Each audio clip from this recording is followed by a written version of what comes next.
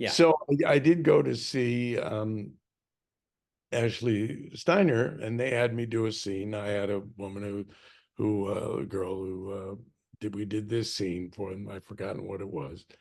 And they then had me back and they said, "Do you sing?" And I said, "Yeah." And I had a friend who in high school played the piano, so I gave him these songs that I sang for them. And I kept, my memory not being what it was. I'd be by the piano, and then I'd come around and look what the next thing was up. And I mean, I'm sure I showed a lot of personality and whatever. Yeah. Anyway, they had me back and said, "We'd like to sign you." I said, "Great. Okay." So I got an agent. Wow. And then the guy, Ted Ashley, who was the head of the joint, said, "I want you to go see this new play that opened up. You'd be perfect to go on the road with this. It's called, um, uh, what is it? What's the, oh God. It was Mike Nichols directed it. It was what's something in the park. What is it? Oh, Barefoot in the Park? Barefoot in the Park. Yeah. And I get the last seat was sold out. I'm last seat in the balcony, way over in the left, looking down. And I get about halfway through it. It's funny. It's good. It's with something Ashley and I think who was the guy? Anyway, it doesn't Yeah. matter. Yeah. But I'm saying there's no way in hell I haven't done anything. They're not going to send me out on the road in this. This is crazy. But anyway, so there. So I got an agent. Then I have a girlfriend I went to college with. And her father is the vice president of, no, and I went to high school with. Her father's a vice president of NBC Radio. And Nice. she has Jeez. two clients. One's Arthur Godfrey. The next is Edward R. Murrow. Wow. Yeah. And I call him and he calls the casting guy at CBS TV and I have a meeting with him. I go into the scene for him. He says, "I can't do anything for you, but I want to send you to this woman, Eleanor Kilgallen, Dorothy Kilgallen's sister, who is the talent representative for Universal Studios." So I go meet her and I do my scene for her. And then she calls me a few days later and says, "I'd like to have lunch with you at Sardi's." Now, Sardi's is a big eatery on Famous. the Broadway crowd. Totally famous. Go there, and she says, "I would like to send you to Hollywood for a screen test." And I heard about signing contracts and stuff like that. I said, "Well, can I think about it?" She said, "Sure." So she gave me a contract. I take it to my friend Laurie Cohen, who's one of these three guys, or four guys I go to Montana with, who went to college with me and said, "What are you majoring in?" I said, I'm a pre-med, you know that. So I guess I'll do that too. He went on to be an orthopedic surgeon, now retired. So he did what I wanted to do. Oh, how wild. But his father was a big Broadway and showbiz attorney who one of his clients was Lerner and Lowe. Oh my gosh. Yeah. Who we would go to all the openings. We went to My Fair Lady the first week it opened. We had Julie Andrews house seats for a Saturday matinee. And on the way, I have all these stories. On the way, we're walking down to have lunch or go to the theater, one or the other. And across the street, I see this guy getting out of a cab with a guitar case. I'm saying, hey, Lord, that's Little Richard. Oh no. That's not Little Richard. Little Richard's black. Well, anyway, I saw him on the Tommy Dorsey show last week. He's going to be on tonight. Can we get him? You got to see him. He's great. He's great. It was Elvis Presley. Oh. Okay. Isn't that great? So I'm on my way. I got another Elvis Presley story too. I'll take it. Okay, so then we go to see that, and I go home. We saw that. Okay, so I take it to his father. My this contract I'm about to sign. I said, "Is this? Am I? It's a 7-year contract." He Gosh. said, "Look, this is all boilerplate. It's fine. If you want to do it, sign it. It's fine." So I went back to, so then I called Bob Anderson. I said, "What do you think I should do? I always wanted to do Broadway, do plays." He says, "Look, you can always come back to New York. It's always going to be here." Great advice. So, yeah. And so you should go. So went back to her. I said, "Okay." I signed it. And I went out to Hollywood, flew out, and flew out with another guy who, who knew all the places around there. We stayed across the street, which is now something else, but it was a motel. Mm-hmm. Stayed there, and then went in there for the first day, and we rehearsed this thing. Then went back for the second day or the third day. The second day we did it, and while I was there, I say to the guy who's the script supervisor, I say, I haven't seen a movie star since I've been. He says, "Come with me." We cross the alley, open the door, go around this flat, turn around, and there, 5 feet away from me, blocking a scene, is Cary Grant and oh God, what was it? Leslie Caron. Oh my gosh. Now, when you order a movie star and they deliver you Cary Grant, Yeah. that's a big deal. Yeah, there's a movie star. Yeah, that's right. He is the movie. A movie star. Yes. Right. So that was great. Wow. Then, I decided to leave the next day. I wasn't going to stay over. So I went home, and a week went by, and they said, "We want you to be in California by May 25th to begin your contract at Universal." Now, in February, I get an agent. In March, what was it? In March, no, anyway, in 4 months in this business. And my father gives me his 2-year-old T-Bird. Oh, It was one of the long ones with red leather, gray, great. Filled the trunk with all my shit. Come out here. wow. Wow. I go down, and it says they were on Sunset, right where Sunset turns into Beverly Hills. Mm-hmm. But I get off at the Sunset exit, come all the way up Sunset, go park, go upstairs to the 5th floor where they have their LA offices, sit with the secretary before I meet my new agent here. And I'm sitting there and saying, "You know what?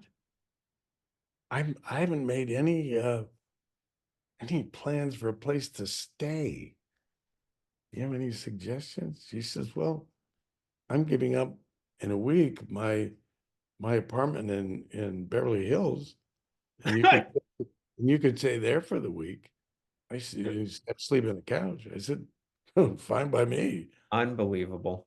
So I call my parents and say, "I'm living in Beverly Hills, Thunderbird, and I'm under contract and I'm starting in the movies." So fucking hard about getting into the movie business. I don't understand it.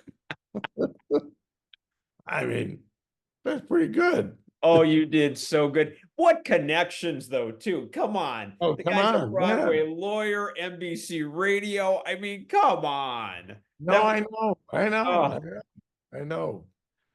just I had to put up growing up with my father. He wasn't the greatest guy in the world. He was a very prejudiced man. I must say, if we'd been just buddies, like I always wanted a father to be, yep. I've always thought that prejudice to a great degree is learned. Hmm. When you grow up with people who are that way and you think they're great, they must be right. And so Sure. there's all the bad names that describe all those people. Yep. And so I can thank him for that. And I do forgive my parents for whatever wrongs they, Ah, sure. take that with You you. have to reach out. Plus, you have a relationship. I mean, I've seen enough of you and stuff, and you have an incredible relationship as with both of your children. But I mean, you're a good dad, and that's you took that and said the hell with that, and you're a good dad. Well, that's what I did. And that is not to say that I've been a perfect dad, because I Nobody is though. is. And do you have kids? I do. I have two boys myself. Oh, that's great. Yeah. But but I've always said, when you got something that's wrong, you come and tell me. You can just scream your lungs out at me if you want. Hmm. And Chris had some problems because we had it doesn't I won't go into it, but and with Oh, my it's fine. daughter I don't. too. I don't mind. I'm curious myself. But we have a great relationship with both our kids, Hmm. um, and Chris, because he is making some big dough, Yeah. is very, very kind to us and giving us trips here and there and taking us on trips, and he just does. And he does this for his friends also. He's a wonderful. He takes his friends over to Italy with him, 10 of them, and they have a great old time. So I love it. I love hearing that. no, I'm very, very, very lucky to have a great family. I mean, it was my intent. I've been married now for 50, what would it be, 55 years coming Yeah. up. And um, I just made, and my wife too, made a point of, we air our problems. It's not that, everybody, No, you I know. know, has problems at times, but sticking with it there's a great payoff at the end. That's exactly right. You got to ride the wave. I surf as well, but I don't mean to use that Right. analogy, but you do. You got to That's right. ride the waves. They go Well, up, they that's go right. down. That's Yeah. right. Yeah. Sometimes that's a calm. That's exactly right. By the way, you were in I saw like just a clip. I didn't see the actual, I think it was a movie, Small Town Saturday With and Chris. yeah, and you were with Chris. What was that like? As a dad myself, what was that like to act with your son? Oh, it was fun. I mean, it was great fun. I mean, he did this one of his first movies, and he did it with this guy who wrote it, and expected more of it, I guess. But Mhm. no, I had a good time doing it, and I thought Chris. I knew right away. Chris. He went off to Berkeley Mhm. and was an English major and had like a 3.5 average when he graduated, and would have graduated with honors, but he says, I got to write a thing. I said, well, if you don't want to write it, you don't have to. But I think it's nice to have that as a bragging point. But, Yeah. so he did very, very well there. But he didn't want to, he was a shy kid. Hmm. And um, he didn't want to join a fraternity. And because I didn't speak that highly of fraternities. I was a member of one in Mhm. college. So a kid who was doing a play, so why don't you come over and try out for a play? Because um, you meet some good people. And he said he'd only done a play in high school. He did one act of Waiting for Godot for his English teacher. Very And famous piece. Yeah. yeah, and it was damn good. But we went up to see him in this play, did his freshman year, where he played like 4 parts and he had an Irish accent. And his mom and we turned to one another and said, "Fuck, he is really good." Wow. And he did about 4 or 5 plays, and in each one, he was really good. Wow. And if you haven't seen him on the stage, if ever gets back you should see that, because he won the Drama Critics Award in same year I won our cast for King Lear won a cast Drama Critics Award. He won it for oh God, something of Linnishmore. Anyway, it was a very funny piece. And on Wow. stage, he just really takes uh, takes control. And Hmm. there's always a little guy on my shoulder saying, "You sure you want to do that?" Yeah. Yeah. Yeah. You Yeah. know, he comes in all 100% committed, and he's a joy to watch. He's Oh, just, that's cool. yeah, Wow, I love it. I, yeah. I I love hearing that. So I'll tell you what, by the way, I love the story, and that's what my show is about. I just love hearing about it. I love hearing all that stuff. But let's go through. I mean, it's hard unless someone looks at your resume. I tried to set this up at the top, 400 episodes, but you've been in everything. So I'm going Well, to name a few of them. We'll go through good. and tell me if you have any, story Sure. or recollection. How's that? Um, the Virginian, which was Lee J. Cobb and Doug McClure. What? And oh, who was the Virginian? Was Anyway, I did 5 of those, and I did that when I was under contract at Mhm. Universal, and I love doing westerns. I just love doing westerns because, as I said, I learned to ride a horse, and I was good at it, and Did and they have you train to ride a horse, or did you just go out and do your own? no, there's Eleanor Kilgallen, who sent me out from New York, said, "Be very careful of you're not going to be working every day. That's just the way it goes. The sun out there is hypnotic. You could go to the beach every day, Yep. but I would advise against it, that you take some acting training and stuff like that." So I got an acting teacher, Jeff Corey, who was a wonderful teacher. Yeah, he was in what's this? Jeff Corey's famous for is it East of Eden or it's one of No, those. um, I forget. He was on the blacklist and that's Yeah, why. he was. He was. And Great that teacher, but yeah, there was yeah, something in there. I blanking out what it was. because yeah, I forget what it was. But he was always also, yeah, on Gunsmoke I did. Oh wow. And I did 4 Gunsmokes. And but the Virginian was um it was I loved doing it. And I remember once do you even know who Ben Johnson is? Is Oh, a, come on, of course. a rodeo champion cowboy. Hmm. And I remember coming over the hill into Shiloh with riding side by side with Ben Johnson. Gosh. Great. Oh And my gosh. yeah, it was yeah, and then I had a did almost a whole show with the Virginian. What was his Wasn't name? it? Is it James? My Uh I'm blank. James James, Can't believe I can't think of it.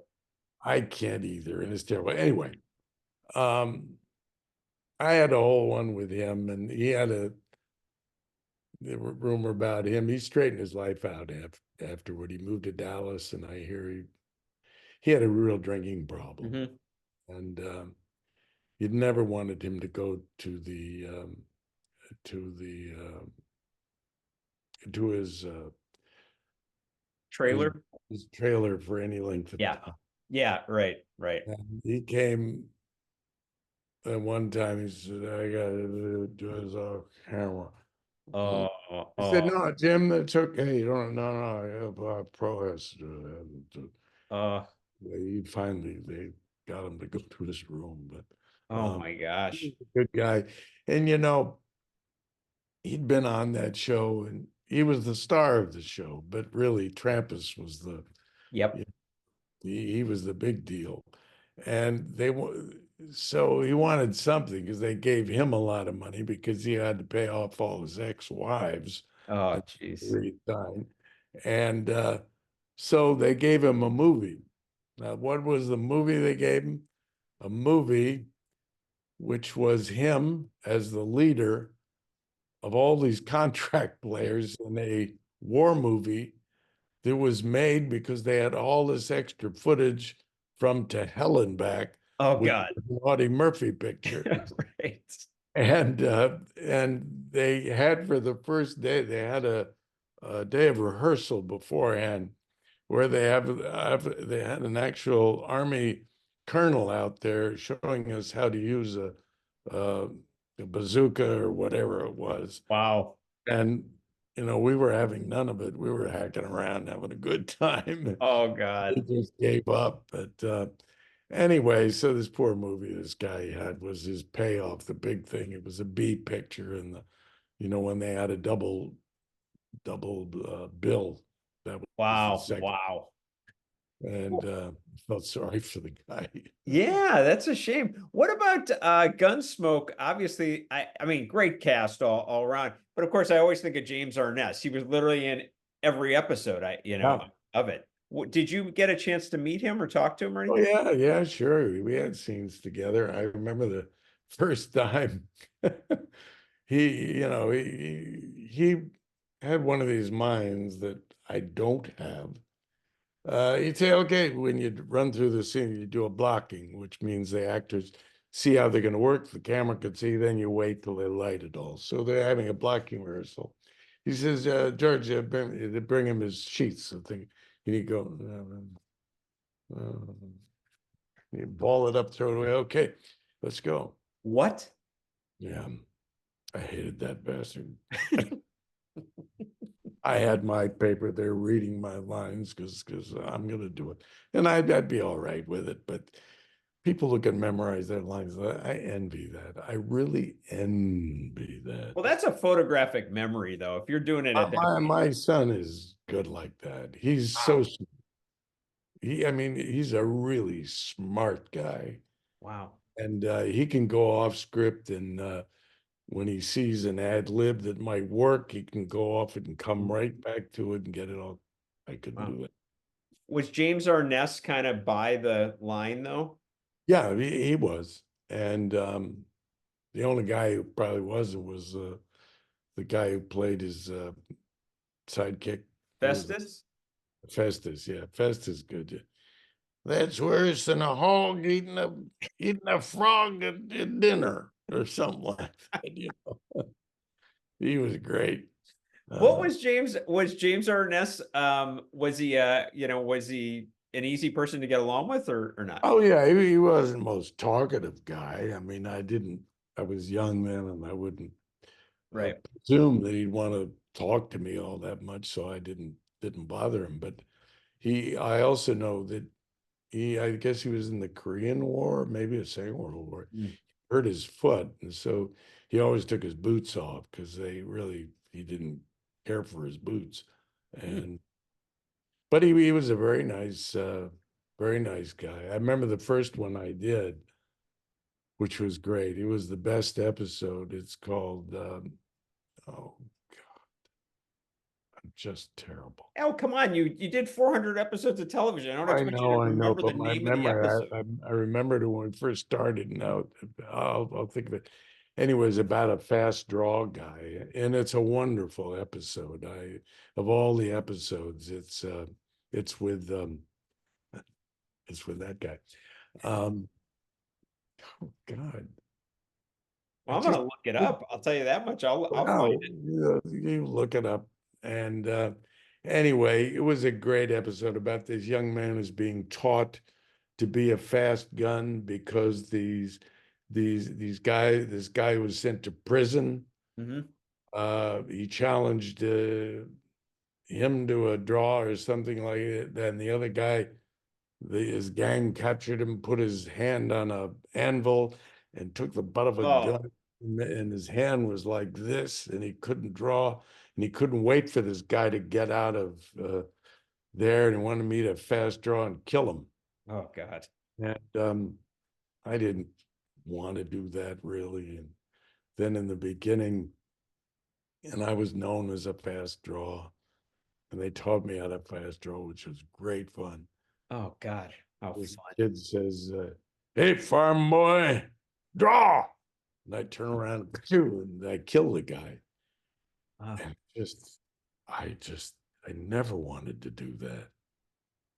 And there's a scene of me, and there's a girl I fall for, and I walk into to the where they fix the body, and I'm looking down, and it just kills me. Anyway, the end of it is we go out and meet the stage, which doesn't come all the way into the city, and these people get off the bus. This old man gets off and walks the bus, and we're looking for this guy.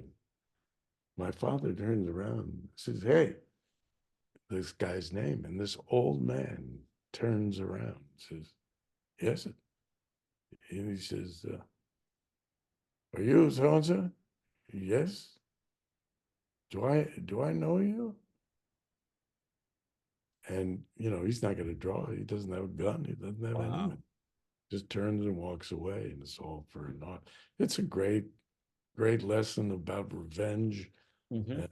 and um, and yeah, I it and because it was the lead off episode for that year, and I did an episode just about every year. It was towards the end of Gunsmoke, but Wow. I really enjoyed it. As a matter of fact, they told my agent that they were submitting, they wanted to do a spinoff with me and um, John Gavin is Yeah, I remember. and, they didn't, they didn't make a thing. I think Gavin, Reagan went on to be an ambassador to Mexico because he spoke Spanish. So Wow. I was sorry that I would love to have done that. Wow, that's pretty wild. You did something totally, totally different. I mean, a lot of shows in between there, but one because I was a fan of the Munsters. You did the film Oh Munster yeah, Go Home. Munster Go Home. Yeah, what was, obviously Fred Gwynn, Yvonne DiCarlo. I mean, first of all, I mean, what was it like to be with Yvonne DiCarlo? I mean, she was a huge star at, back in the Uh, 40s. Well, I don't remember too much talking with it. What I do remember is when I was sent in on the interview, because there was a counterpart to the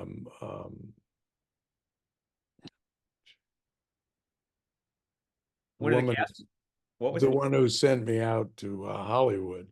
Her counterpoint out here, Monique James, was the one who got interviewed. I still had, they just didn't give you a part. You had to go interview for them. And that's how you made money because I was paid at the beginning, the first 15 weeks, I got $125 a week. Wow.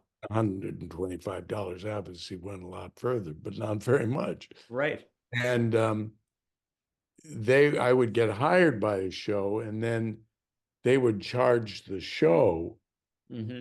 casting lesser money than they'd have to pay somebody else, but more money, and that's how you earned your Right. keep. And so Monique said, go in with an English accent and don't change. And I did, and I got the part. And, Wow. um, and it was great fun working with those people. I mean, Terry Thomas and Oh, those. It was great, and got to drive that car. I think it was an Aston Martin or something like that. wow. Um, no, it was great fun. I'm trying to get a oh gosh, Lakewood, California. Oh, you Just got an Apple Watch? Yeah. yeah. Um, Sorry. no, that's okay. So well, that's cool. It sounds like it was quite an Yeah, experience. I want to get because a couple of people asked for a shot at the show, and I think there's a shot of me with the girl, and behind me is Fred Munster Yeah, and for Gwen. Yeah, yeah. Fred Gwynn, and I that'd be a great shot to have. Oh, heck yeah, that would, without a doubt. You had a couple other great ones. Lost in Space. Any recollection of that shoot? I no, I tell you, you remember the movie came out, which was Yes. like 12, 15 years ago. Somebody called me or got in touch with me and said, can I interview you? We have a little paper that goes out to all the people who are lost in spacers. Yeah. And I said, sure. Do you remember what's her name, Anne? Who was the one who played the mother in it, or the older June woman? Lockhart? June Lockhart. Yeah. What did you guys talk about at lunch? I said, I don't think I even had lunch. Well, I don't even remember. And I don't remember the episode. Oh, it's one of our favorite episodes. Oh, really? Would you like us to send you an episode? Maybe that'll trip your memory. I said, yeah, send it on. So I watched it, and no, it didn't really trip any memory. I did get some screenshots out of that, and so I have that to. Oh, funny. How about the Wild Wild West? Yeah, I did that, and you know, Bob Conrad, he was he didn't like people who were taller than he was. I know. I was taller than he.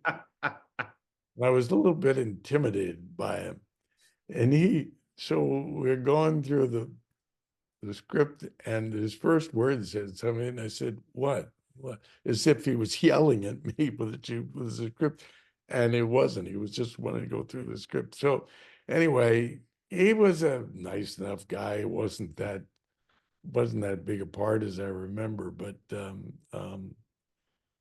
he was a presence. Now, Mhm. on our in the sixth year, or maybe it was the fifth year, we had a new no, it was our second year. We brought on a lady cop, Chips? Yeah. and I forgive me if she ever watches this. I've forgotten her name right off the top of my head, but to anybody whose name I am forgetting, this happens all the time to me now. So I think they'll understand. Like I said, you've done a lot. okay, I got a lot of road wear up here. It's all right. So anyway, he heard that I think maybe uh, Punch was sort of hitting on her, and this was his girlfriend, and he said he wanted to come and punch his lights out, and I could we see it. had to step in the middle of that somehow, as I remember, and yeah, he was a rough customer, as they say. Yeah, it's funny. I had Tina Cole has been on the show a couple of times, and great woman, by the way. And she did Hawaiian Eye with him. And I always love this comment. She said he was an incredibly good looking guy. And if he had been taller, he would have been dangerous. Yes, you're right. Right, right, You right. know, Yeah, yeah. I always love that. The other one, Barnaby Jones. The main reason I'm curious about that is Buddy Ebsen. I mean, Well, I don't, he was a very good, nice man. He was a very nice man. I don't remember a lot about him. I think I did two Barnaby Jones again. It was oh, what's Quinn Quinn Martin. Martin. Quinn Martin did all of his shows. And in those days, not like today, if you did a good job on one show, they'd have you back in the same show the next year playing a different part. Now the networks think, well, that'll confuse people. And Right. I think, frankly, people like to see their actors play different roles, and Yep. they can keep it straight. And but it gives a lot of actors more work, and Yeah. probably a good thing too. Um, But Buddy was oh, because he he was was a nice. He pro. I was mean, come a on. pros pro. Yeah, absolutely. Wow. And then, this is one I actually saw this in an article more so than your resume. The Graduate with Dustin Hoffman. You were in that. Graduate. I was in that. In the beginning, they saw every blue-eyed wasp in Hollywood and New York for this.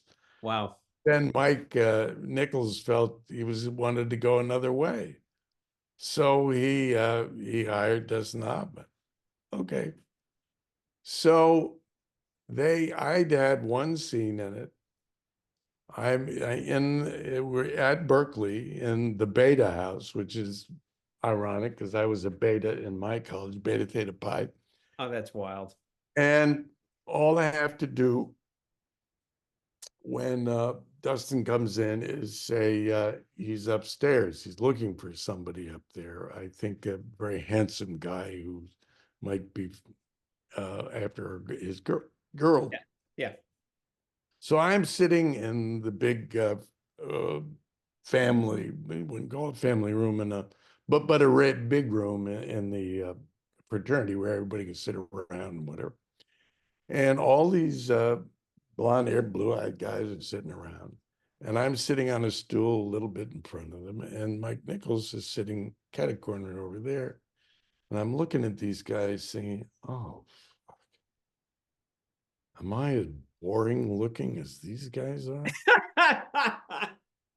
And Mike Nichols says, hey, Pine. I go, yes, yes, Mike. He says, you know what? I said, what?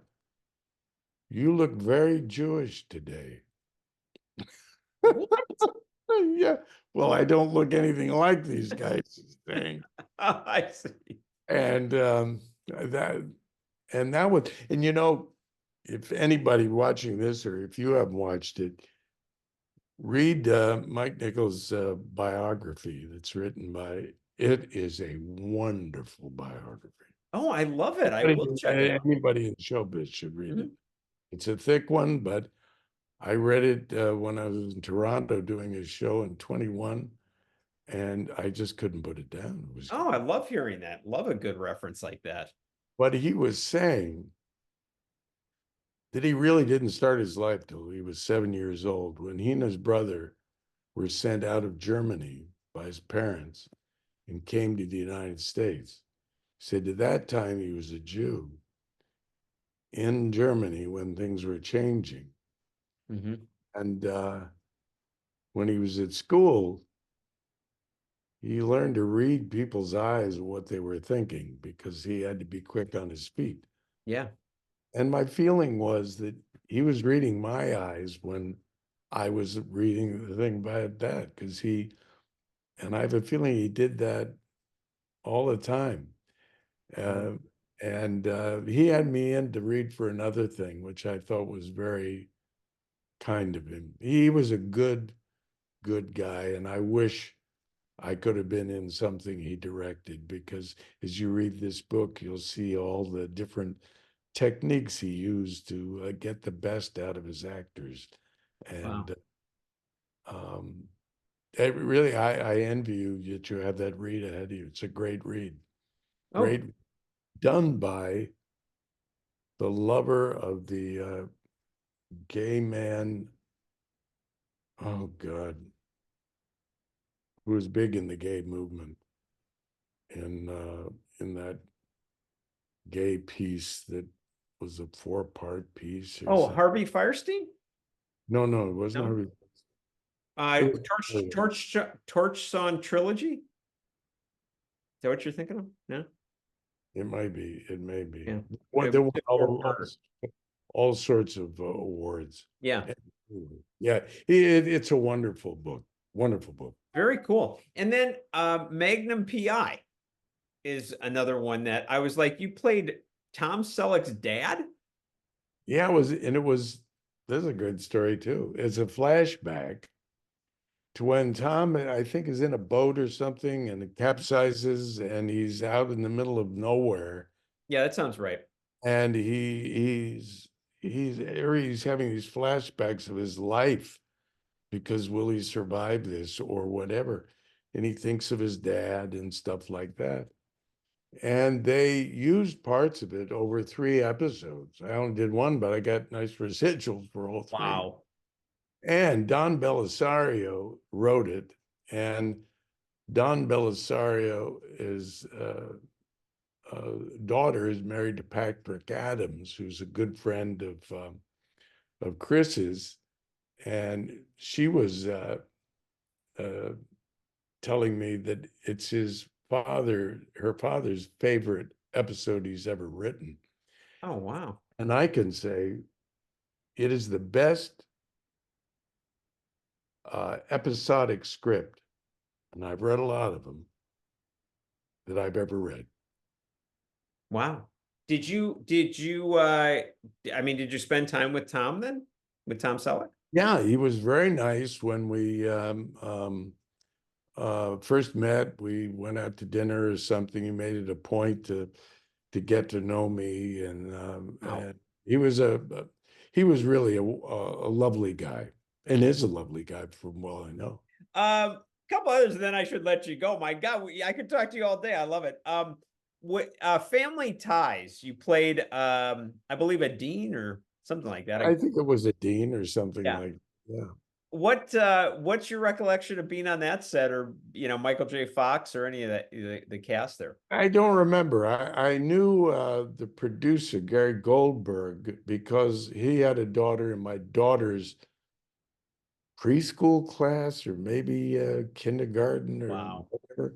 And so I knew him, and a nice guy, very nice guy. And actually, I always thought that when I came out here, I'd sort of make my bones in comedies because that's what I did in high school, and I think I have a real good comedic sense. At least if you watch an episode that I did of Parks and Rec, I mean, it's a good one, and I think I'm very good in it. And I thought that's where I'd be making my bones. So I had this friend just after I finished Chips, a guy by the name of Bob Maloney, who I also did one of his shows. He produced it and wrote it, and I had him. I said, I think we could do a great sitcom on Boiler Room. One of those places you call in, they call you and try to sell you something and whatever. Well, that all the different characters in there. And I had all these people from my improv group that I thought it'd be a hysterical. done. Yeah. So after it was finished, I said, the only person I know, and this was before Bob Maloney is the name of this guy who did this. Hearts of the West was the name of the show that he did. Okay.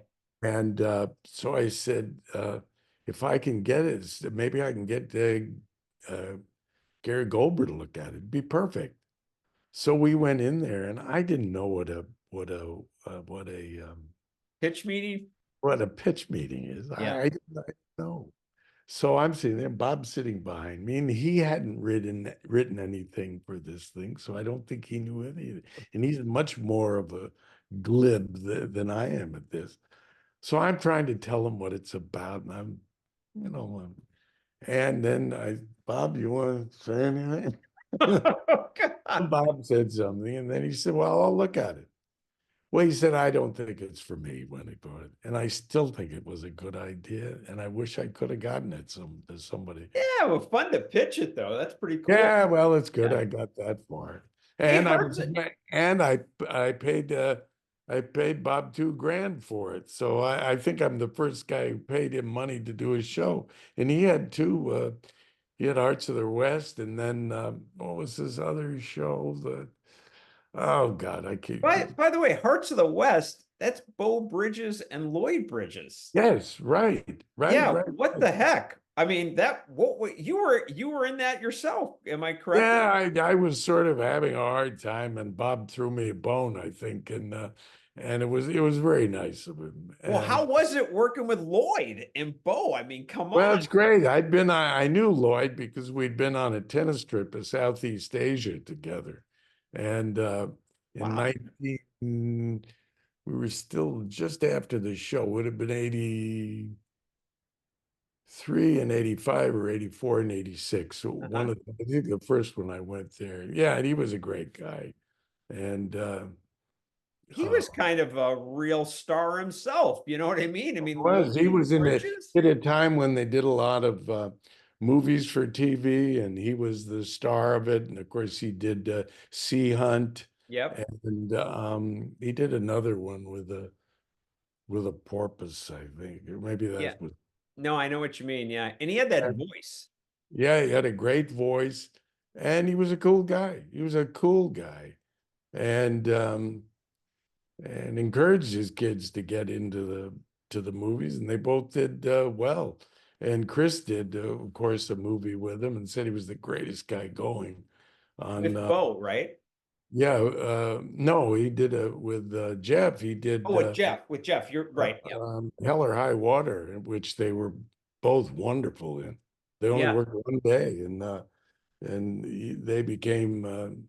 He's a big fan of his, That's and pretty cool. yeah, it's very cool. Wow. Did you by the way, God, what was I just you now I'm blanking as I'm about to say it to you. Get ready, boy. It's all down It's here from coming. here. Um well, I guess just to kind of we'll wrap it up, even though I could talk to you for hours. What because Chris was on Star Trek, I'm gonna use Star Trek because you were in two of them. You were in Right. Voyager and you were also in Enterprise. What was it like to work in that universe, that type of show? Well, I'm just glad I didn't have some of those lines that use all the equipment out there. We have to do the blah, blah, blah, blah, blah, blah. I would have had a terrible time. Yeah. And no, I enjoyed it. They were all both 1 day part. Well, were they? I think maybe one was a 2 day part, but One you were an ambassador, the other one I believe you were like a Vulcan captain. right. The Vulcan Captain. Well, there's one where I'm just on a monitor, and Oh, then that was a 1 day part. And then the other one, I'm a Vulcan. I even have the ears. I've saved them. wow. I'm waiting to sell them. Have you, by the way, I never even thought about that. All these shows you've been on, have you kept any memorabilia, whether it be chips or any of the other things? No, I kept my name tag for chips, and I told the CHP officer I did some work for that I never did save a thing, and he got me a badge that says chips on the bottom. And the other guys, I think, copped theirs, but maybe not. I think they had to give them back. Wow. And I didn't take a uniform, although I do have a shirt, two shirts, a long sleeve and a short sleeve that I had to. One of these shows we went to wanted us to have Hmm. bought this stuff and got, called away for. They have now the chevrons for sergeants are on the shoulder. Then they were on the The the cover lapel. of the lapel of your Yeah. shirt. Did you by the way, just the way I close is my most of my episodes, by the way, is I say to the person I'm interviewing if they have any charities or anything that they feel strongly about that they give to, and people just like to know if there's something. Is there something for you? Both my son and I give money to the LA Children's Hospital, Mm. and we go in and read stories to them. Oh, And they really, when you see this little room filled with kids who have stuff coming out of everywhere, wires and tubes and stuff, and they're really sweethearts, and your heart goes out to them. We hosted a benefit a year or so ago for them to raise money, and it was very successful, and I'd do anything for them. How do you how do Mhm. you hold it together? I mean that in the best way. How do you hold it together when you're in that room with these kids and you're Well, not because their attitudes are they can be pretty chipper. And when you go in there with a purpose that I'm there to make them smile, Mhm. and that's your purpose, it's not as hard as you might think. Yeah, If you go in and you hear a kid groaning and groaning about how sick from pain, that might grab you a little bit, but um, no, because we know why we're there, and we're there gotcha. not sad, because Mhm. then there's that doesn't help them at all. No, you're there to boost them. Yeah, I understand. That's a wonderful one, by the way. I like that. That one really hits home. I like that one. Yeah. Well, listen, Robert, I can't thank you enough. I mean, I've had an absolute blast talking with you. I'm going to actually end up, I'm going to make this into 2 episodes Well, do we it. have so much good stuff.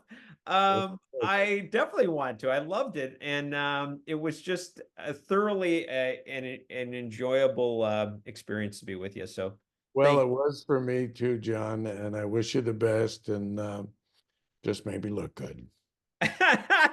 you. And make me a little younger. I'll work on those filters. Okay, okay. Thanks a bunch, Robert. You bet. All See you. right. Bye-bye. Bye-bye. Well, thanks for listening, and definitely hit the subscription button. As well, hit the notification bell so that you'll know when my next episode is released. In addition, check out some of my other interviews if you haven't had a chance. Eric Roberts, Henry Winkler, Jerry Mathers from Leave It to Beaver. There's so many. Enjoy.